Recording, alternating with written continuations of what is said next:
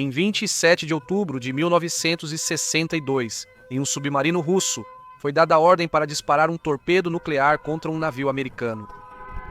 3 homens decidiram iniciar a primeira guerra nuclear do mundo. Felizmente, a ordem não foi cumprida. No último minuto, o capitão mudou de ideia e a decisão foi tomada de não lançar a arma nuclear.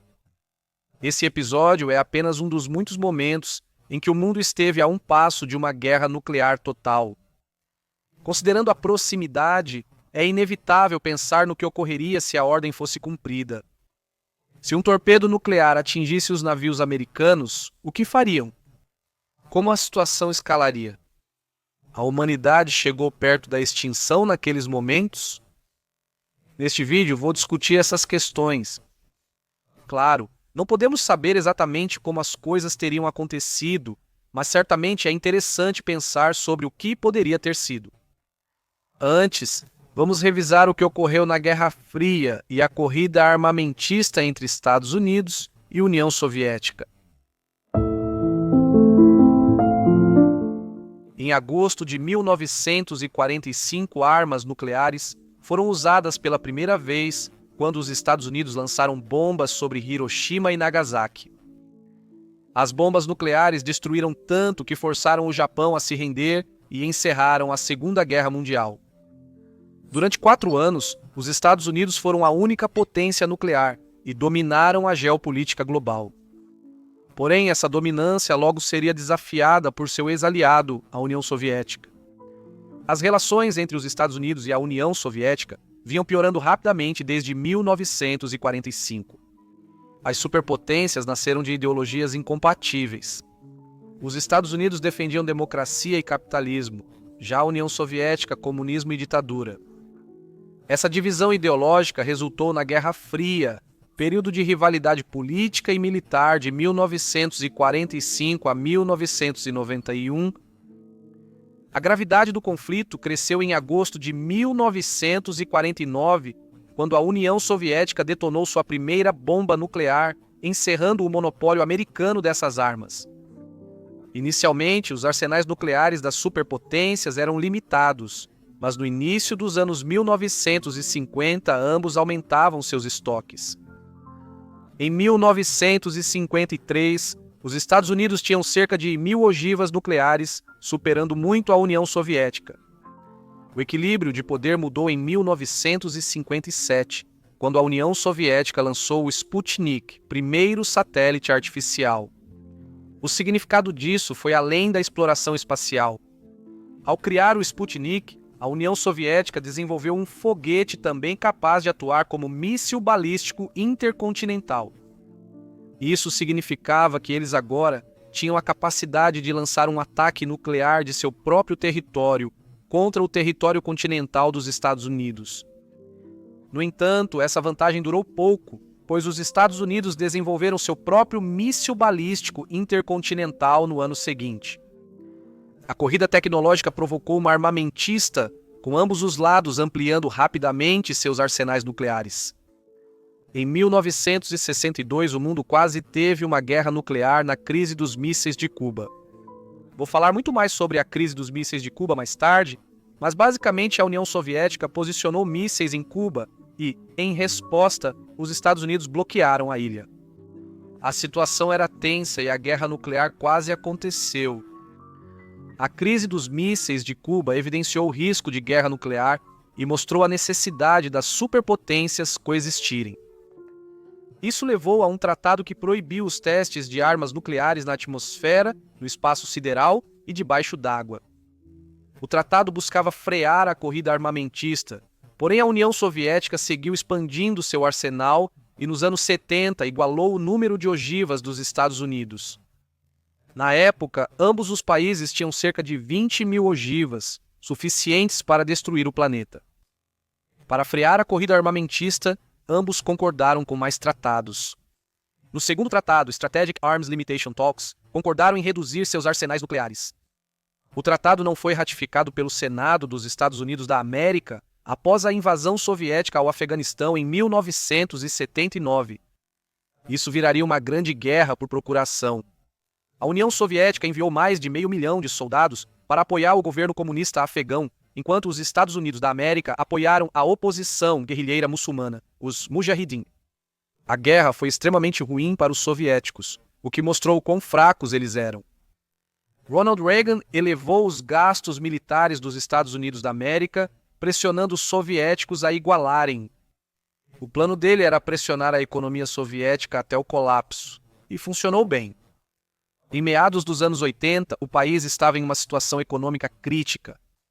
Mikhail Gorbachev, novo líder, buscou melhorar a situação com reformas, mercados livres, eleições democráticas e saída do Afeganistão. Suas reformas foram tardias. Nesse momento, muitos estados soviéticos desejavam independência e a União começou a se desintegrar. Em 1991, a União Soviética foi formalmente dissolvida, encerrando a Guerra Fria. Assim, o risco de guerra nuclear diminuiu bastante. Então foi isso que aconteceu. Apesar de muitos perigos, o mundo evitou a guerra nuclear. O que teria ocorrido se a Guerra Fria virasse um conflito real? Acho que a melhor forma de entender o que poderia ter ocorrido é analisando momentos em que quase aconteceu. Em particular, quero analisar mais de perto dois eventos em que as coisas quase escalaram. O primeiro é a crise dos mísseis de Cuba, já mencionada. Esse é um dos momentos mais perigosos da Guerra Fria. A crise começou quando a União Soviética secretamente instalou mísseis em Cuba a apenas 90 milhas da costa americana. Aviões espiões dos Estados Unidos da América encontraram os mísseis, fazendo Kennedy impor bloqueio naval para barrar novos carregamentos soviéticos. Durante a crise, o mundo quase entrou em guerra nuclear, mas quero destacar um momento específico. Em 27 de outubro, navios americanos detectaram um submarino soviético com armas nucleares perto de Cuba. Tentaram forçar o submarino a subir com cargas de profundidade. A tripulação soviética pensou que estava sendo atacada. Em pânico e incapaz de se comunicar com Moscou, o capitão do submarino ordenou a ativação do torpedo nuclear. Para lançar o torpedo, o capitão precisava da aprovação de 2 oficiais superiores no submarino, e ambos autorizaram o disparo. Porém, no último minuto, o capitão hesitou e decidiu não lançar o torpedo nuclear. O submarino emergiu pouco depois e retornou às águas soviéticas. O mundo evitou uma troca nuclear apenas porque um único oficial soviético decidiu não fazê-lo no último minuto. Se ele fosse outra pessoa ou estivesse de humor diferente, o torpedo nuclear poderia ter sido lançado. A crise dos mísseis de Cuba foi resolvida dias depois. A União Soviética concordou em remover os mísseis em troca de os Estados Unidos da América prometerem não invadir Cuba e retirarem os mísseis que tinham na Turquia. No geral, a crise foi um momento extremamente delicado e é considerada talvez o momento mais crítico da Guerra Fria. Só houve outro momento tão perigoso 21 anos depois. Ocorreu em 26 de setembro de 1983 e envolveu o oficial soviético Stanislav Petrov, de serviço no Centro de Comando de Defesa de Mísseis da União Soviética. Ele estava monitorando o sistema de alerta precoce que os soviéticos haviam instalado para rastrear objetos em movimento rápido. De repente, o sistema foi ativado, sinalizando que os Estados Unidos da América haviam lançado 5 mísseis balísticos intercontinentais contra a União Soviética. Petrov enfrentou uma decisão muito difícil. Ele deveria avisar seus superiores e retaliar ou hesitar e tentar descobrir se era um alarme falso. Petrov tinha apenas alguns minutos para decidir o que fazer. O protocolo exigia que ele escalasse a situação, mas Petrov duvidava da confiabilidade do sistema. O sistema relatava só 5 mísseis, o que parecia pouco para um ataque americano intencional. Se os Estados Unidos da América lançassem uma barragem nuclear, certamente seria mais de 5 mísseis. Essa inconsistência fez com que ele pensasse que o alarme poderia ser um mau funcionamento. Então ele decidiu desafiar suas ordens e não reportá-lo. Sua decisão foi crucial. Se ele tivesse reportado o alerta, a União Soviética poderia ter lançado um ataque nuclear de retaliação. Petrov foi posteriormente comprovado correto. O alerta era um falso alarme causado por falha no sistema. O sistema confundiu o reflexo do Sol nas nuvens com o lançamento de um míssil. Mais uma vez, tudo se resumiu à decisão de sorte de um homem para evitar uma guerra nuclear. Espero que agora você tenha uma ideia melhor do tipo de evento que poderia ter causado uma escalada. Agora para a pergunta do vídeo, como seria se uma escalada assim tivesse ocorrido? Antes de especularmos sobre isso, gostaria de dedicar um minuto para enfatizar o quão imprevisível tudo isso teria sido. A quantidade de incógnitas desconhecidas é enorme. Por exemplo, as personalidades dos líderes teriam influenciado muito o rumo dos acontecimentos. A atitude de um líder em crises pode ser imprevisível. Na crise dos mísseis de Cuba, Khrushchev foi bastante agressivo em sua retórica. Isso contrasta fortemente com Kennedy, que é mais comedido e equilibrado. Fidel Castro era totalmente maluco. Ele chegou a enviar uma carta a Khrushchev pedindo que iniciasse uma guerra nuclear. Outra coisa que tornaria a situação imprevisível seriam erros. A tecnologia da época era muito pouco confiável e teria havido erro humano. A comunicação também era muito lenta. As mensagens demoravam horas entre Washington e Moscou. No geral, é impossível saber exatamente como as coisas teriam acontecido. Antes de especularmos sobre possíveis escaladas, quero focar um minuto no que sabemos, que é a posição em que os dois lados estavam. Estou falando especificamente sobre as capacidades nucleares deles. Quais lugares no mundo eles poderiam atingir com uma ogiva nuclear e quão fácil seria para eles? Ambas as potências tinham várias formas de entregar ogivas nucleares, incluindo bombas lançadas por aeronaves, mísseis lançados de submarinos, mísseis balísticos intercontinentais e mísseis de curto alcance. Cada um desses métodos tinha vantagens e desvantagens. Por exemplo, lançar bombas de aeronaves era de longe o método mais barato, mas tinha a desvantagem de que o avião poderia ser abatido.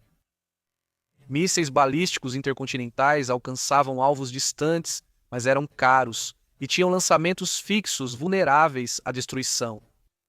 Mísseis balísticos lançados de submarinos eram móveis e difíceis de neutralizar, mas os primeiros eram imprecisos e de alcance limitado.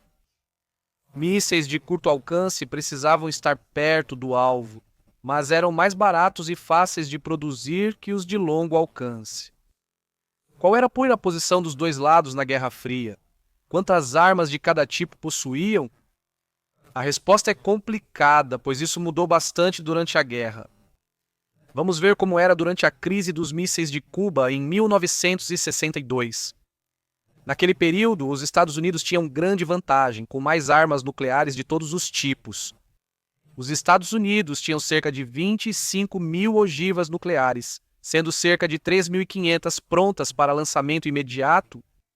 A União Soviética estava em uma posição muito mais fraca, com apenas cerca de 3.500 ogivas no total, das quais cerca de 300 estavam prontas para o lançamento. Os americanos também possuíam muito mais mísseis balísticos intercontinentais, as armas mais importantes. Eles tinham cerca de 170, enquanto a União Soviética tinha menos de 75. A América também tinha grande vantagem em ogivas lançadas por aviões. Eles podiam usar sua grande frota de bombardeiros de longo alcance para atingir qualquer lugar na União Soviética. Os soviéticos teriam dificuldade em enviar bombardeiros aos Estados Unidos da América devido à superioridade da Força Aérea Americana. Em geral, os americanos podiam atacar quase qualquer lugar na União Soviética, o que não ocorria ao contrário. Foi justamente para corrigir esse desequilíbrio que a União Soviética quis instalar mísseis em Cuba. Isso colocaria a maioria das cidades americanas ao alcance de seus mísseis de curto alcance. No início dos anos 60 era assim, mas a situação mudou bastante com o avanço da Guerra Fria. Nas décadas de 70 e 80, os soviéticos alcançaram os americanos e passaram a poder atingir qualquer lugar dos Estados Unidos da América com ICBMs. Eles também conseguiram igualar o número total de ogivas que os americanos possuíam. Uma última coisa sobre a qual quero falar antes de considerar alguns cenários reais é quais teriam sido os objetivos de cada lado. O que eles buscariam em uma guerra nuclear? Penso em 3 coisas principais que eles teriam focado. Segurança, aparência e potencial de supremacia nuclear. Por segurança, quero dizer simplesmente minimizar o perigo para a nação deles a longo prazo. Ambos os lados queriam evitar que suas cidades fossem atingidas por armas nucleares do outro. A União Soviética também estaria preocupada com a possibilidade de uma invasão vinda da Europa Ocidental. Ao falar em salvar as aparências, refiro-me a evitar parecer fracos. Isso serviria para manter a dissuasão e apaziguar suas populações. Todo líder sabe que, se lidar mal com a situação e humilhar seu país, provavelmente perderá o poder. Por fim, ambos avaliavam a possibilidade de alcançar a supremacia nuclear. Refiro-me à chance de eliminar o arsenal nuclear adversário, ficando apenas eles com armas nucleares. Nem preciso dizer que esse teria sido o prêmio máximo. Se um lado conseguisse isso, a Guerra Fria acabaria e quem tivesse armas nucleares imporia quase qualquer condição ao outro. Então, com todo esse contexto esclarecido, vamos finalmente considerar como as coisas poderiam realmente ter acontecido. Para tentar abordar essa questão, vou apresentar alguns cenários diferentes e especular sobre o quão provável eu acho que eles poderiam ter acontecido. Primeiro, vamos abordar o potencial de uma rápida desescalada. Para mim, na verdade, essa é a maneira mais provável de como as coisas teriam acontecido. É importante lembrar que nenhum dos lados queria uma guerra nuclear. Mesmo após uma troca nuclear limitada, a lógica da destruição mútua assegurada ainda se aplicaria. Toda pessoa sensata teria buscado desesperadamente maneiras de diminuir a tensão o mais rápido possível. Como a crise dos mísseis de Cuba poderia ter se desenrolado? Imagine se a tripulação do submarino soviético tivesse lançado um torpedo nuclear na marinha americana. Como a situação poderia se desenrolar a partir daí? Bem, podemos ter certeza de que a ogiva nuclear aniquilaria toda a frota americana. Isso incluía um porta-aviões e 11 contra-torpedeiros, o que significa que milhares de americanos teriam sido mortos instantaneamente. Para mim, é quase impossível imaginar que os americanos não retaliariam de alguma forma. Já mencionei que ambos queriam salvar as aparências e evitar humilhar seu país. Se os Estados Unidos sofressem um ataque nuclear e não retaliassem, pareceriam extremamente fracos, e o povo americano não aceitaria isso. O mais lógico para os Estados Unidos seria invadir Cuba imediatamente para destruir os mísseis soviéticos. Isso teria salvado a reputação e feito muito para melhorar a situação de segurança dos Estados Unidos. Cuba ser aliada dos soviéticos talvez fosse o maior risco de segurança para os Estados Unidos. Os Estados Unidos provavelmente teriam assumido o controle da ilha rapidamente. Acho que se a situação fosse se acalmar rapidamente, provavelmente teria acontecido depois disso. A União Soviética quase certamente teria que oferecer um pedido de desculpas rápido, reconhecendo seu erro catastrófico. Então, as duas superpotências poderiam ter firmado um acordo para garantir que um incidente como esse nunca acontecesse novamente. Vamos pensar no que teria ocorrido se as coisas não tivessem se acalmado tão rápido. Diversos motivos podem ter causado isso. Radicais em Moscou poderiam alegar que os Estados Unidos da América queriam explorar a situação para invadir Cuba e que a Rússia deveria reagir mirando um aliado americano. Os alvos lógicos seriam Berlim Ocidental ou as bases de mísseis da OTAN na Turquia. Mesmo sem essa reação soviética, a situação poderia piorar se os americanos quisessem mais que invadir Cuba. Eles teriam acabado de sofrer um ataque nuclear e poderiam estar determinados a responder da mesma forma. Se os americanos resolvessem retaliar com armas nucleares, certamente o ataque seria muito limitado. Teria que ser algo muito bem calculado, grande o suficiente para salvar as aparências e restabelecer a dissuasão, mas escalando a situação o mínimo possível. Acredito que o alvo deles seria apenas militar e não fariam nada que matasse muitos civis soviéticos. Eles jamais lançariam uma bomba nuclear em uma cidade. Acho que um alvo plausível teria sido uma instalação militar próxima à Europa no oeste da Rússia. Um ataque assim ainda poderia causar milhares de vítimas e grande devastação. Assim, ambos poderiam ter reconhecido o bom senso e reduzido a escalada. Até então, a União Soviética podia duvidar se os americanos atacariam com armas nucleares, achando-os cautelosos demais. Se essa suposição fosse refutada, a União Soviética precisaria reconsiderar e recuar. Após a crise, o mundo ficou em choque ao perceber o quão perto as duas superpotências chegaram do desastre. Provavelmente teriam sido feitos acordos, parecidos com o Tratado de Proibição de Testes Nucleares de 1963, porém com regras mais rígidas. Os dois lados poderiam até ter começado a se desarmar. O que teria acontecido se as coisas não tivessem se acalmado depois disso? Acredito que o próximo passo lógico seria a União Soviética agir na Europa. A principal ameaça à segurança de Moscou eram os mísseis da OTAN na Europa Ocidental e Turquia. Se a União Soviética os neutralizasse, melhoraria muito sua segurança. Seria bem mais difícil atacá-la com armas nucleares e ela estaria muito protegida contra a invasão convencional. Capturar esses territórios lhe daria uma posição melhor em negociações. Acredito que o primeiro alvo seria Berlim Ocidental, depois Grécia ou Turquia. A União Soviética tinha um plano para conquistar a Europa Ocidental. Em 1964, o Estado-Maior-Geral Soviético elaborou um plano que incluía chegar a Lyon, na França, em apenas 9 dias. No centro do plano estava a velocidade. Os planejadores soviéticos defendiam uma ofensiva rápida e avassaladora, pois a OTAN tinha poucas forças terrestres na região. Eles acreditavam que a OTAN usaria armas nucleares táticas para impedi-los. Eles acreditavam que a OTAN seria cautelosa para evitar baixas civis.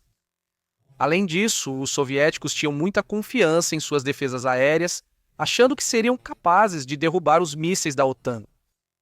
Então, como a invasão poderia ter acontecido? Obviamente, é impossível saber, mas o que sabemos é que os soviéticos estavam realmente corretos em algumas de suas suposições. Primeiro, eles tinham bem mais forças convencionais na Europa que a OTAN. Em 1952, a OTAN tinha 25 divisões prontas, contra 140 da União Soviética, quase 6 vezes mais. Isso indicaria que OTAN e Estados Unidos da América só poderiam deter a invasão soviética com grande uso de armas nucleares táticas. Eles também estavam certos em pensar que teria sido uma corrida contra o tempo. Quando começasse a invasão, as forças americanas seriam enviadas em massa para a Europa. Quanto mais a luta durasse, maior a chance de derrota soviética. Como em todo o resto deste vídeo, não podemos saber exatamente como isso teria acontecido. O que podemos ter certeza é que teria havido uma destruição imensa.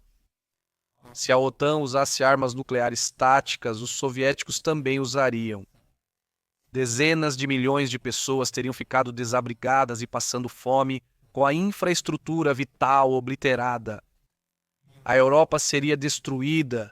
Berlim, Varsóvia e Praga poderiam desaparecer, enquanto Amsterdã e Paris sofreriam grandes danos e talvez ficassem inabitáveis pela radiação. Mesmo nesse cenário grave, ainda acredito que ambas as potências hesitariam em usar grandes armas nucleares contra civis. O risco de retaliação em massa e de condenação global era simplesmente grande demais, e ataques diretos contra civis ainda seriam um tabu. As armas nucleares teriam sido pequenas e táticas, usadas como artilharia tradicional, porém muito mais poderosas. Então, quem teria vencido a batalha? Acho que a OTAN venceria no longo prazo, mas não seria fácil. Por exemplo, a superioridade aérea seria muito disputada. A OTAN tinha superioridade tecnológica com aeronaves um pouco mais avançadas e sistemas de radar sofisticados, mas a União Soviética poderia contar com a força dos números. Os soviéticos possuíam uma ampla rede de mísseis superficiais na Europa Oriental. A União Soviética provavelmente teria superioridade aérea, ao menos no início. Eles também teriam uma vantagem logística simplesmente porque estavam muito mais próximos dos combates. Porém, avançando mais para o oeste, essa vantagem se perderia. Naquele período, os Estados Unidos enviariam reforços rapidamente à Europa e organizariam um contra-ataque. A infraestrutura avançada da Europa Ocidental facilitou o envio de tropas e suprimentos à linha de frente. Acho que o resultado da batalha dependeria da resistência inicial da OTAN ao ataque soviético e da rapidez em mobilizar suas forças.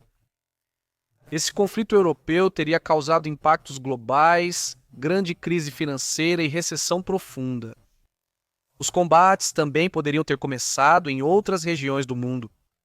Durante toda a Guerra Fria, houve inúmeras guerras por procuração e essas poderiam ter sido afetadas. Um bom exemplo é a Coreia. A Coreia dividiu-se em norte, pró-soviético, e sul, pró-americano. Os combates na Guerra da Coreia terminaram em 1953, mas um tratado de paz nunca foi assinado. Se houvesse uma guerra quente na Europa, um desses dois governos poderia ter usado isso como uma oportunidade para invadir o outro. Algo semelhante poderia ter acontecido em várias outras regiões, como Vietnã, Taiwan ou Oriente Médio. Como o conflito poderia ter acabado? Acho que provavelmente a OTAN conteria o avanço soviético na Europa e ambos reduziriam a escalada. A União Soviética estaria em uma posição em que não conseguiria avançar em terra. Os americanos provavelmente teriam conseguido avançar até a Rússia, mas teriam receio de fazer isso, pois deixaria Moscou sem escolha a não ser usar todo o seu arsenal nuclear. As negociações de paz buscariam evitar que um conflito tão grave se repetisse. Outra possibilidade é os americanos avançarem até o leste da Europa e ameaçarem Moscou. Como isso se desenrolaria dependeria de como os líderes soviéticos responderiam. Se pudessem, teriam escalado o conflito. No entanto, eu acho que existe uma chance de que eles poderiam ter aceitado que foram derrotados e recuado. Se o conflito durasse anos, o poder militar deles poderia ter sido tão enfraquecido que não conseguiriam continuar lutando. Na negociação, os Estados Unidos provavelmente exigiriam que eles saíssem da Europa Oriental. Uma última forma de como as coisas poderiam ter acontecido seria se a União Soviética tivesse muito sucesso inicialmente e conseguisse ocupar a Europa Ocidental. Isso dificultaria aos americanos lançarem uma contraofensiva e talvez aceitassem um cessar-fogo. A União Soviética provavelmente manteria o controle da Europa Ocidental, mesmo sem reconhecimento dos Estados Unidos da América. Imagine que os dois lados nunca conseguiram reduzir a tensão e a situação saiu do controle. A grande diferença seria o uso de armas nucleares, possivelmente contra cidades. Como mencionei antes, uma maneira de isso acontecer seria se a OTAN avançasse para o leste em direção à Rússia e ameaçasse Moscou. Os soviéticos, encurralados na guerra, poderiam ter feito o necessário para deter a OTAN. O que fariam dependeria da posição em que estivessem. Se pudessem, talvez atacassem uma cidade americana. Eles podem ver isso como a única forma de impedir os americanos de avançarem sobre Moscou. Os americanos poderiam responder destruindo uma cidade russa para evitar novas ações dos russos. Um cenário ainda mais provável seria os americanos decidirem neutralizar rapidamente todo o arsenal nuclear soviético. Após ver uma cidade destruída, consigo imaginar eles decidindo fazer tudo para neutralizar cada arma nuclear soviética. Eles poderiam lançar centenas ou milhares de grandes mísseis contra locais de lançamento nuclear soviéticos. Os americanos realmente tinham um plano para destruir todo o arsenal nuclear soviético. Ele foi feito em 1956, numa época em que os americanos tinham muito mais ogivas nucleares e a União Soviética ainda não havia desenvolvido mísseis intercontinentais. O plano priorizava a Força Aérea Soviética, pois os bombardeiros soviéticos eram a maior ameaça aos Estados Unidos da América. O estudo de requisitos de armas atômicas do Comando Aéreo Estratégico para 1959 listou mais de 1.000 aeródromos no bloco soviético, cada um com uma prioridade. No entanto, o plano não se limitava apenas a alvos militares. Havia ainda uma lista de áreas urbanas marcadas para destruição sistemática. Isso incluía mais de 1.200 cidades no bloco soviético, da Alemanha Oriental até a China, novamente com cada uma recebendo um nível de prioridade. Moscou e Leningrado tiveram prioridade 1 e 2, respectivamente. Os autores do relatório realmente reconheceram a destruição inimaginável do plano, incluindo para civis e forças aliadas. Para causar mais destruição, o plano era detonar as bombas nucleares ao nível do solo, não no ar, ampliando os danos. As armas seriam lançadas por bombardeiros baseados no Reino Unido, Espanha e Marrocos, além de mísseis lançados do solo. Agora, é importante deixar claro que há uma grande diferença entre fazer um plano e ter a intenção de usá-lo.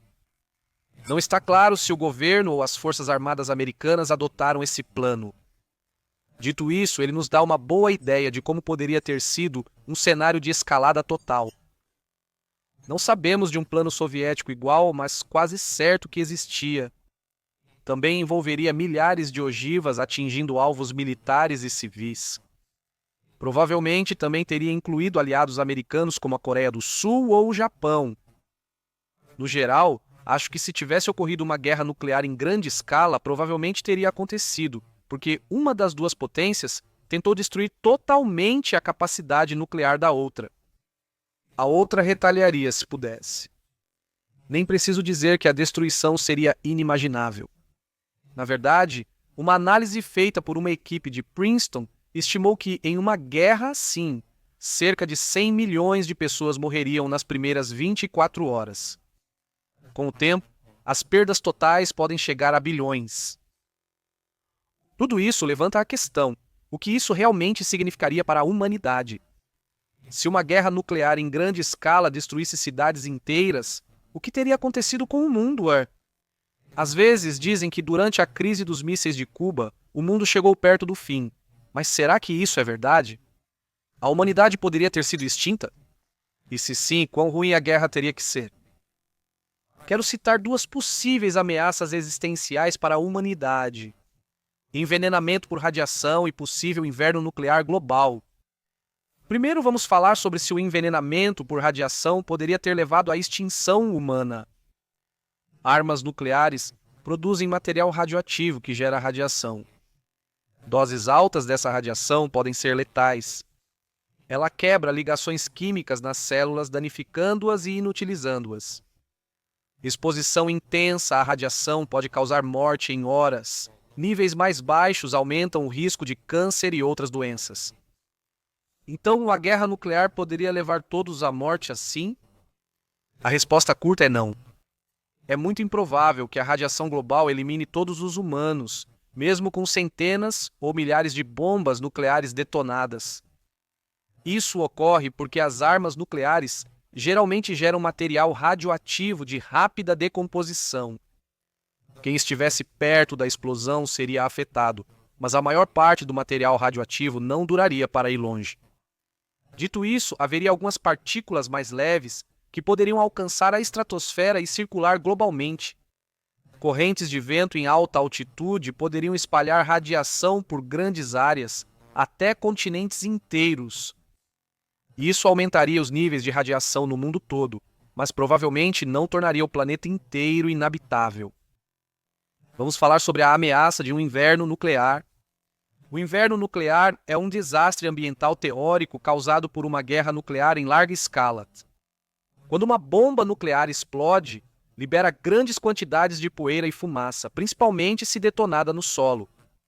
Uma grande bomba nuclear libera cerca de 1 milhão de toneladas de poeira, e se várias explodissem, os detritos poderiam bloquear a luz do sol por muito tempo.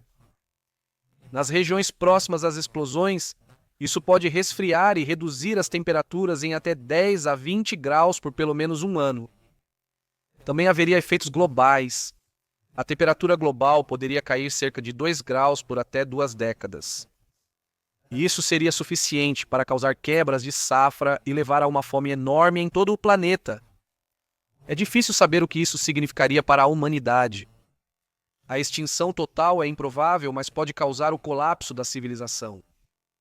Uma das principais questões é quantas ogivas nucleares seriam necessárias para causar um inverno nuclear. O tema ainda é debatido, mas estudos indicam que 100 explosões nucleares já seriam suficientes. Na verdade, isso depende do local das explosões nucleares. Alguns alvos, como refinarias de petróleo ou cidades, na verdade produziriam uma fumaça mais espessa e escura que bloquearia ainda mais a luz do sol. Uma grande guerra nuclear com milhares de explosões quase certamente causaria um inverno nuclear. Então, como resumir? No geral, não podemos saber como as coisas teriam acontecido se a Guerra Fria tivesse esquentado, mas definitivamente devemos ser gratos por isso não ter acontecido. Acredito que uma guerra nuclear total e bombardeios massivos seriam improváveis e que as superpotências provavelmente manteriam o conflito relativamente contido. Acredito que a chance disso extinguir a humanidade era baixa. Não era do interesse de ninguém ter uma grande guerra, e ambas as superpotências teriam sofrido enormes danos. A pressão para diminuir a escalada teria sido esmagadora. Dito isso, lembro de muitos momentos em que a humanidade agiu de forma destrutiva. Um bom exemplo é a Primeira Guerra Mundial. Não houve vencedores na Primeira Guerra Mundial. Dezenas de milhões de homens morreram e 4 impérios colapsaram como resultado. Eu diria que os líderes da Europa, na verdade, não queriam que a guerra acontecesse. E, mesmo assim, uma vez iniciado o processo de escalada, eles se viram impotentes para detê-lo. Eles eram passageiros de um trem do qual não podiam descer. Talvez o fato de a Guerra Fria não ter se tornado nuclear por falta de interesse não signifique muito. Talvez, novamente, a humanidade estivesse em uma escalada incontrolável, mas agora com apostas um pouco mais altas.